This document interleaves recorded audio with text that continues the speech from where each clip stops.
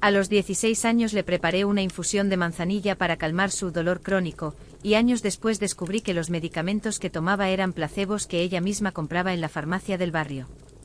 Los guardaba en frascos con etiquetas falsas, incluso imprimía nombres de pastillas en su computadora y los pegaba con cinta transparente.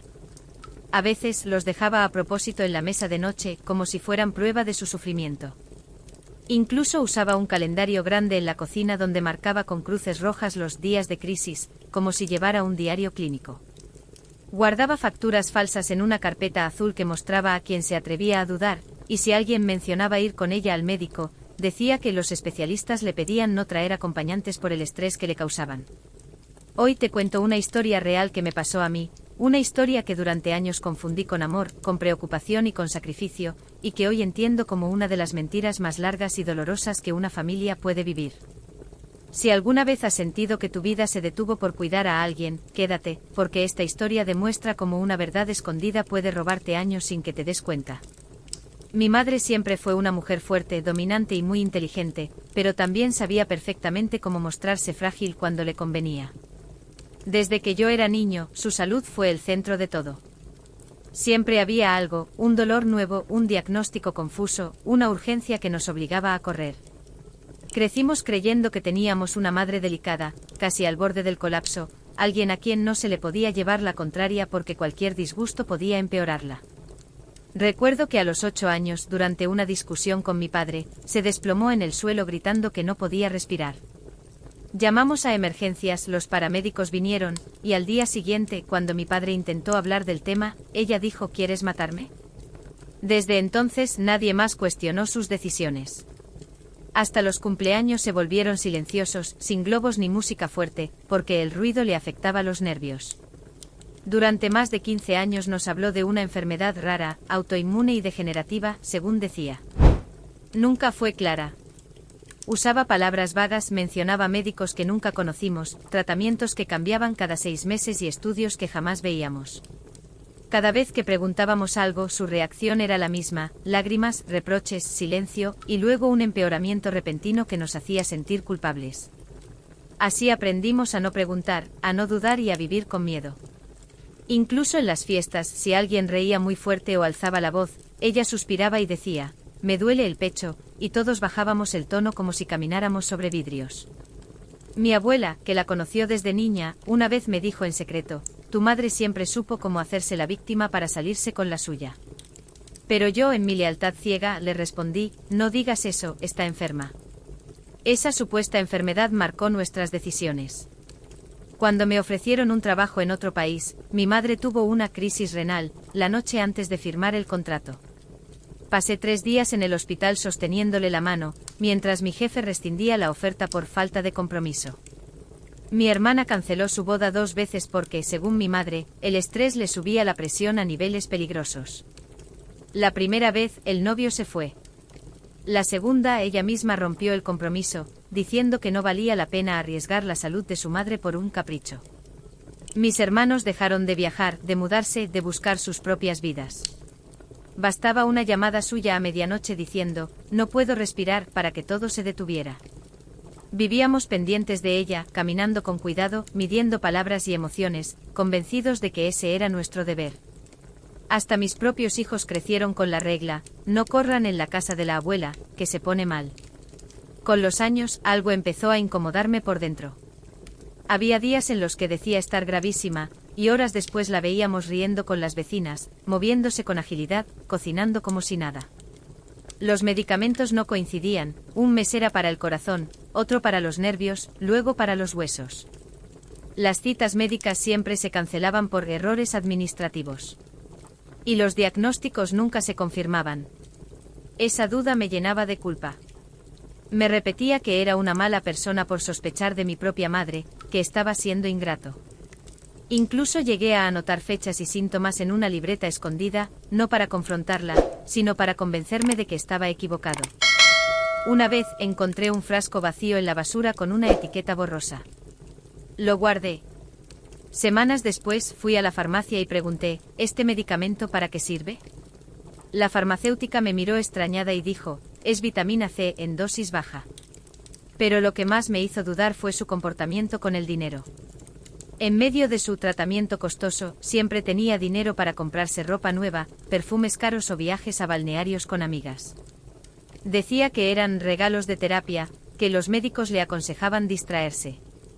Mientras tanto, nosotros recortábamos gastos, pagábamos sus consultas privadas y evitábamos cualquier gasto que no fuera esencial.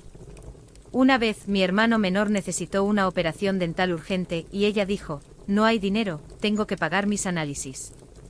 Al final, él se la hizo en la clínica pública con dolor y retraso. Incluso fingía reacciones alérgicas para evitar compromisos. Una vez, mi hermana organizó una cena familiar en su casa nueva. Días antes, mi madre dijo que le habían diagnosticado una alergia mortal al polvo de construcción. Nadie pudo contradecirla. La cena se canceló. Años después, esa misma hermana encontró en su armario una caja con entradas a conciertos que mi madre había usado los fines de semana, que decía estar en reposo absoluto. También controlaba el acceso a información. Nunca permitió que nadie viera sus estudios médicos. Decía que los guardaba en una caja fuerte para proteger su privacidad. Cuando mi padre pidió verlos, ella lo acusó de desconfiar y tuvieron una pelea que terminó en separación. «Prefieres creer en papeles que en mí», le dijo. Y así, año tras año, construyó una fortaleza de secretos, rodeada de muros de culpa y silencio. Cuando intenté hablarlo con mis hermanos, me pidieron que no fuera cruel, que no dudara, que la apoyáramos. «Es lo único que tiene», me decía mi hermana. Y así seguimos durante años, atrapados en una rutina de miedo y silencio. Pero la duda no desapareció. Al contrario, creció. Empecé a notar que cada vez que alguien se acercaba demasiado a su pasado, especialmente a los años 80, cuando vivió sola en otra ciudad, aparecía una recaída. Cada vez que alguien proponía cambios, ella enfermaba. Incluso cuando mi padre, ya separado, mencionó que quería recuperar fotos antiguas, ella tuvo una crisis neurológica y pasó una semana en cama. Las fotos nunca aparecieron. Después supe que las había quemado. Hubo un momento en que contraté a un investigador privado. No por venganza, sino por desesperación. Necesitaba saber si estaba loco o si todo era verdad. El hombre me entregó un informe de 20 páginas, visitas a cafés, compras en supermercados, incluso clases de yoga los martes y jueves. Nada de hospitales.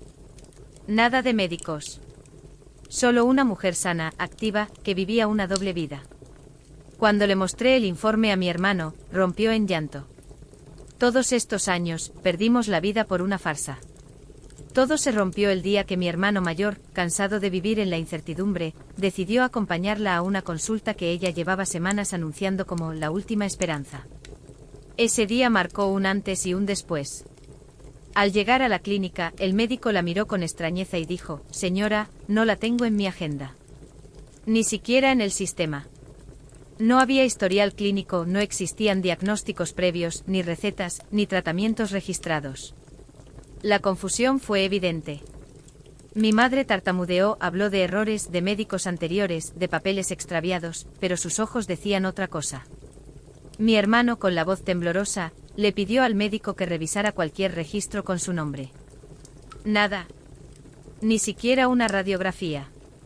Solo una ficha de emergencia de 10 años atrás por una migraña. Esa noche la enfrentamos. No hubo gritos, solo un silencio pesado que dolía más que cualquier discusión. Al principio negó todo. Luego lloró. Después intentó culparnos por desconfiar. Finalmente la verdad salió. Nunca estuvo realmente enferma. Fingió síntomas, exageró malestares y construyó una historia elaborada durante 15 años, no solo para mantenernos cerca, sino para evitar que descubriéramos que en los 80 había tenido un hijo que entregó en adopción sin que nuestro padre lo supiera. Temía que si la confrontábamos todo saldría a la luz, y su imagen de madre perfecta se derrumbaría. No quería que pensaran que era una mala madre, dijo entre sollozos. Pero lo fuiste, respondió mi hermana. Porque nos hiciste vivir en una mentira para esconder otra. Lo más doloroso no fue descubrir la mentira, sino entender cuánto de nuestra vida giró alrededor de algo que nunca existió. Años de sacrificios, de miedo y de culpa que no tenían sentido. Esa noche entendimos que no solo nos había mentido sobre su salud, sino sobre quién era realmente. Algo se rompió de forma definitiva. Ya no podíamos mirarla igual, ni creerle, ni responder a sus llamados como antes. Las consecuencias fueron inevitables. La familia se fracturó. Mi hermana dejó de hablarle por 2 años. Mi hermano mayor se mudó a otra ciudad y solo la ve una vez al año, en silencio.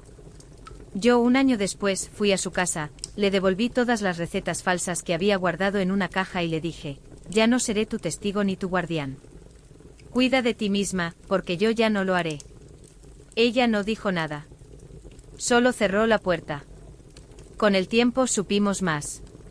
Una tía lejana, antes de morir, nos contó que mi madre había tenido una relación en secreto durante meses, y que ese embarazo fue producto de una traición al padre que creíamos nuestro.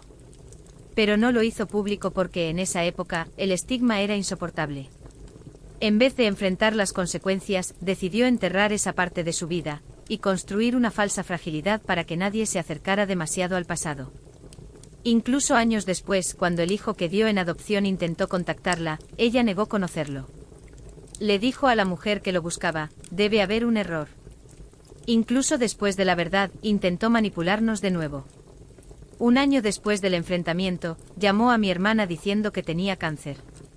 Esta vez, mi hermana grabó la llamada y fue directo al hospital. No había ningún diagnóstico. Solo un frasco de pastillas para la ansiedad que le habían recetado meses atrás. Esa fue la última vez que alguien de nosotros la creyó sin verificar. Hoy vivo sin el peso de su fingimiento. Recuperé mi carrera, mis sueños, mi paz.